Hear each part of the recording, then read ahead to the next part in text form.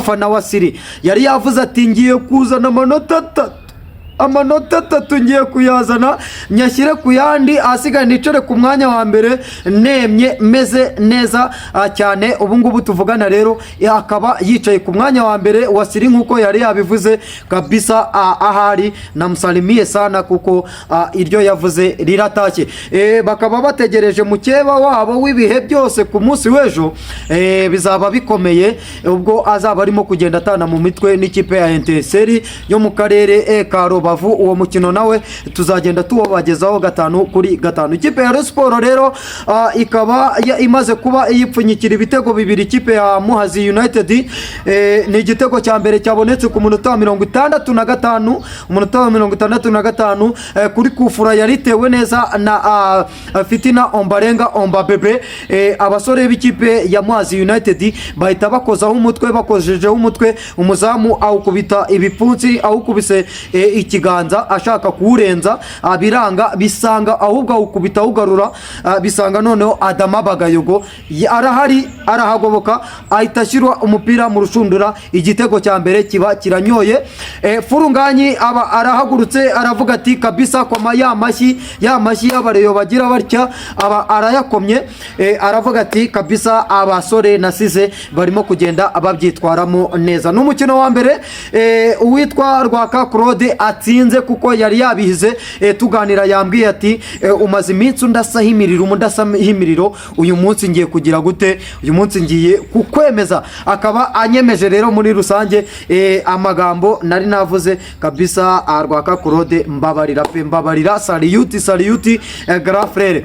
Nukuvuga ngo rero nago byaherereye aho ngaho. Ikipe ya Sport yakomeje kugenda yataka ariko Muhazi United ikarata uburyo. Ariko icyo nakubwira cyo nuko buriya ikipe umuntu wayishe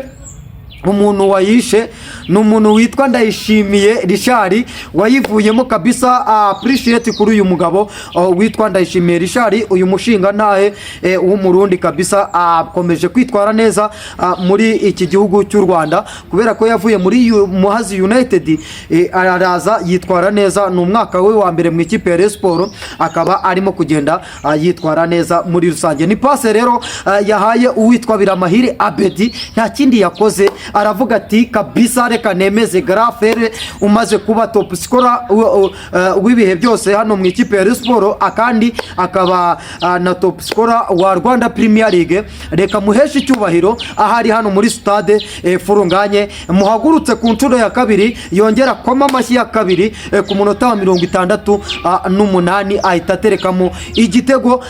Agiye guserebura n'abakinnyi arabyanga, aravuga ati reka njye guhagurutsa abakinnyi, njye guhagurutsa abayobozi ndetse n'abafana b'ikipe ya Rayon Sport kabisa. Biramahire Abedi akaba ateretsemo igitego.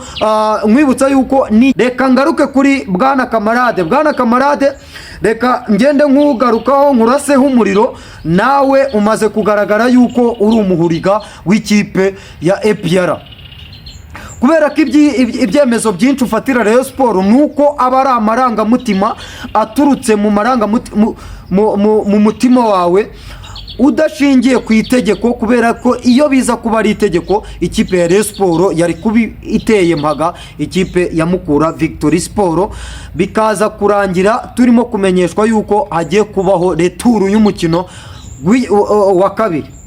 Ariko bwana kamarade, biragaragara yuko kuyobora nawe ubwawe muri Ferwafa birakunaniye ahubwo nanyuzamo agakato nkavuga nti birakunaniye.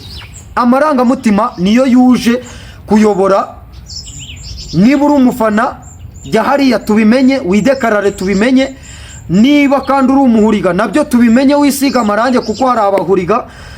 Twe kuvuga ngo dufite kaze bakunzi ba byose TV, we wakanze subscribe ndagushimira cyane. Nawe utarayikanda nicyo gihe ni nako kanya kugira ngo ibintu byose bikomeze bigende neza. Udukandire subscribe, usharinge, wibuke gukanda kazogera kugira ngo ujye ubona all notification zose z'ibiganiro byacu bya buri munsi tugenda atubagezaho. Kandi ikindi niba wakunze ibiganiro byacu dukora ewana kabisa dukandire like comment na share byose bikomeze bigende bisakara hirya no hino kubera ko bisharinze muri rusange tuje kugira ngo tubahereza amakuru aziri mu no gusesereza tuje kuyanyanyagiza hasi kugira ngo buri wese agenda akuramo amakuru yiwe amunage muri rusange nkuko bisanzwe rero murabizi ko ari kubw'Imana Olivier 5 kuri 5 rero mba ndimo kugenda nimonogoza nitereka kugira ngo mbahereza amakuru aziri muha no gusesereza tujye gukubitira muri Ferwafa dukubitire kandi kuri Rwanda Premier League imaze kuba isoza mu kanya gatoya uyu munsi wa 24 wa championnat noza imaze kurangira abakinnyi amakipe amwe namwe amaze kuba arangiza imikino yayo muri rusange icyo wamenya nuko ikipe ya AS Kigali yari irimo gutsinda ikipe y'Amagaju ibitego 2-1 ikipe ya Rayon Sport ikaba ibonye Insinzi hariya mu karere ka Ngoma itsinze ikipe ya Muhazi United iyo match turaza kugenda tuba tuyigarukaho 5 kuri 5 icyo wamenya nuko urutonde rwa championnat ruhise ruhinduka kuri uyu munsi ahubwo tukaba tugiye gutegereza ku munsi w'ejo bizaba bimeze bite ku isaha y'isa 9 hariya kuri Kigali Stadium turakubitira mu ikipe ya Peri yamaze kuba isohora uburyo bwo kugura amatike muri rusange icyo wamenya nuko tuba tugira ngo tuze twimonogoze dufatikanye 5 kuri 5 reka ntangire nsuhuza aba diaspora bari hirya no hino mu bihugu bigiye bitandukanye muri Canada muri Amerika muri Brazil muri Zambia muri Malawi muri hose ahantu henshi hagiye hatandukanye muri Kenya Burundi Tanzania Uganda Congo Zambia Malawi Mozambique n'ahandi henshi hagiye hatandukanye ndakeka yuko tuba dufite abakunzi bacu benshi bagiye batandukanye kandi abantu badukandiye subscribe ntago ari abanyarwanda gusa ntago ari aba diaspora gusa ahubwo n'abanyamahanga bumva ururimi rw'ikinyarwanda n'abanyamahanga ewana kabisa bareba iyi video bakayilikinga ewana kabisa ndabashuje appreciate for supporting this channel ewana kabisa ibintu byose bikomeze bigende neza ndizera rero yuko mwese aho muherereye hose ari ibihugu birimo abantu ubu ngubu baryamye cyangwa se bari mu kazi ari kumanywa twebwe ubu ngubu ni mukabwibwi nyine ni mu masa saa 11 saa 12 hafi aho ndizera rero yuko iki kiganiro buri wese kiba kiri bumugereho isaha yariyo yose wakanze subscribe akibuka gukanda akazogera reka nsuhuze abakunzi banje bari muri Unity group Unity ya mbere ewana kabisa badahwema kutwereka icyotezo kudutera icyotezo batubwira bati turakwemera ashakira kabisa ajya kunda kumwira ati ndakwemera musore wacu komeza uyatugerezeho 5 kuri 5 ishimwe ndakomeza nihanganishe umusore wacu Mbokani urwaye uwo nawe ndamusuhuje kuko numukunzi wa byose TV ndizera ari kugenda amererwa neza navuga ni kick recovery kugira ngo agaruke mu buzima ameze fresh na ndasuhuza kandi admin wacu Opazo nawe ndamusuhuje 5 kuri 5 reka ngiye mu byo gusuhuza nasuhuza abantu benshi ugasanga igihe kibaye kinini ndizera rero yuko abantu benshi baba bagenda badukurikirana 5 kuri 5 hari abadukurikira bicecekeye ariko bakamakinga sure neza yuko ikiganiro cyacu bagikurikiranye 5 ku kandi reka rero duhere mu ikipe ya Rayon Sport ndetse n'ikipe ya Muhazi United ni umukino umaze kuba mukanya mu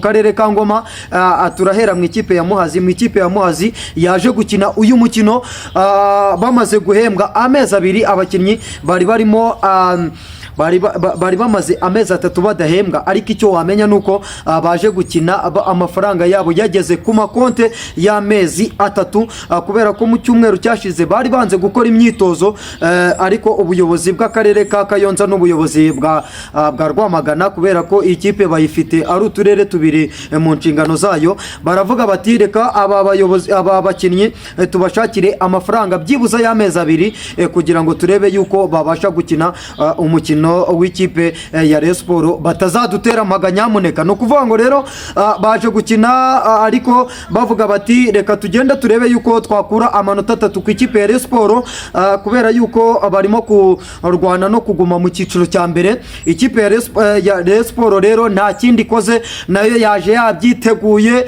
Umuvugizi wabo wasiri umuvugizi wabo igitego cya kabiri akubise ikipe ya Muhazi United nyuma yuko aje mu ikipe ya Rayon Sport. Ni igitego cya kabiri akaba amaze kuba ashimangira igitego oya narimbabeshye narinyitiranyije na gorira niyo yateye igitego cya mbere yafunguraga konteri ye y'ibitego, ariko akaba amaze kuhagurutsa abafana n'abayobozi b'ikipe ya Rayon Sport. Muri rusange rero ikipe ya Rayon Sport akaba ari impamba nziza igiye kuyijyana mu karere ka Huye ku munsi wo kwa kabiri, ubwo bazaba bagiye kuba batana mu mitwe n'ikipe ya Mukura Victory Sport mu gikombe cy'amahoro. N'umukino ubanza wa Peace Cup, n'umukino ugiye gukinwa ku nshuro ya kabiri. N'umukino murabizi yuko wateye saga nyinshi cyane, na n'iyi saha nituramenya niba ikipe ya Rayon Sport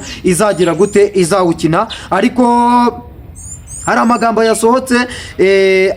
yasohotse bwana perezida wa Rayon Sport avuga ati turahamagarira abafana, turahamagarira abakunzi b'ikipe ya Rayon Sport baze baduherekeze mu karere ka Rubavu, baze tujye kuzana iriya nsinzi. Ati n'ubundi ni ya Rayon Sport turabizi, ati baze tujye kuyizana muri rusange.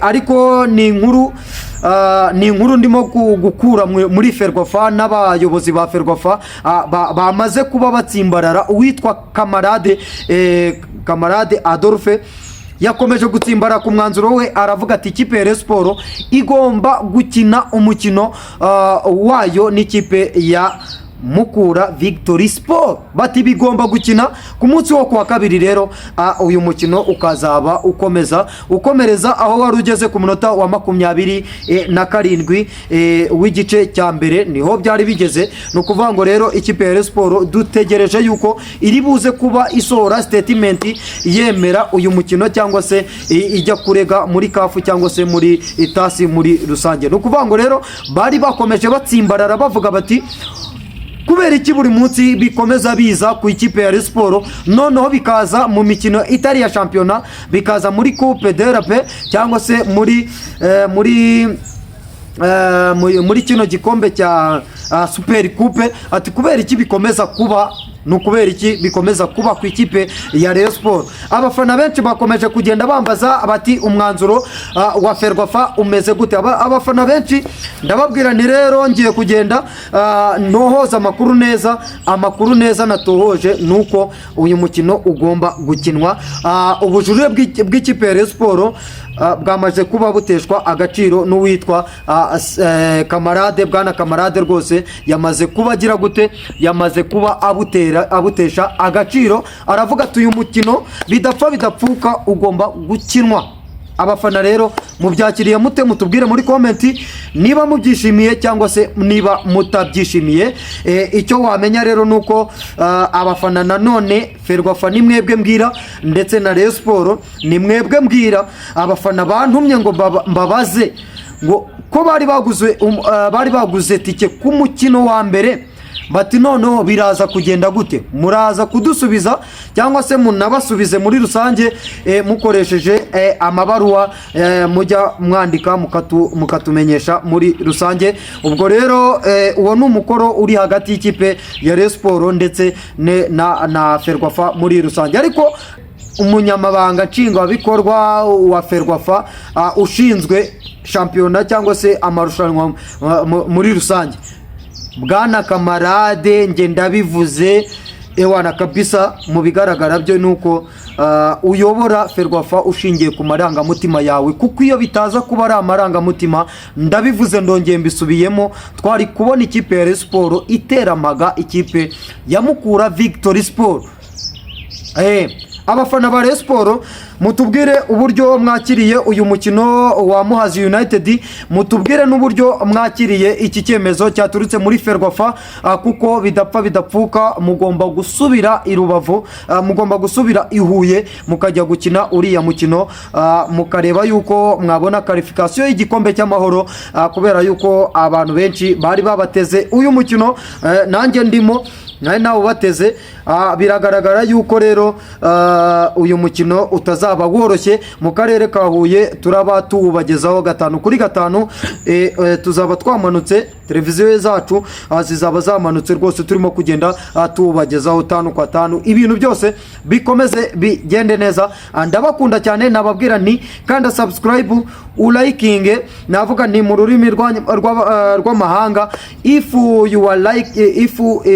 you like this video, can like, comment and share, subscribe, then dukomeze twibanire muri rusange. Ndabakunda cyane, mbanje kugira ngo mbahereza amakuru azirimo no gusesereza amakuru, nzankanyanyagiza hasi buri wese akagenda akuramo amakuru yiwe amunogeye.